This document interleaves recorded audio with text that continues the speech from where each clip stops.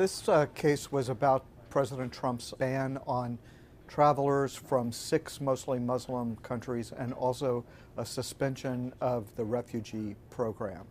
And that had been kept from going into effect by 2 appeals courts. The Supreme Court says that it's going to hear that case in the fall. But in the meantime, they said that a limited version of the travel ban can go into effect. What the court said was if a person wanting to come to this country has a bona fide relationship with someone in the country, then the ban does not include them. That means, the court said, a family member here or someone who had been admitted to an American university or someone perhaps who had a job offer here or a speaking engagement.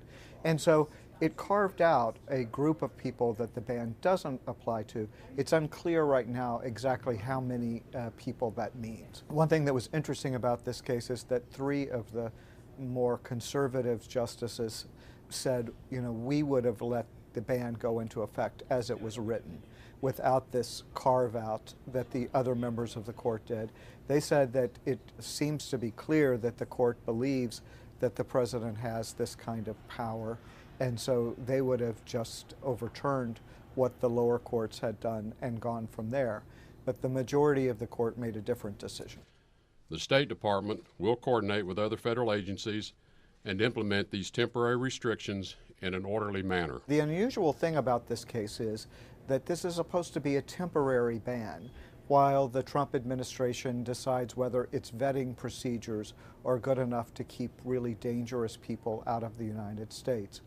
That's supposed to last for 90 days or 120 days for refugees. That time could pass over the summer before the court hears this case in October. And so it's S1 beat.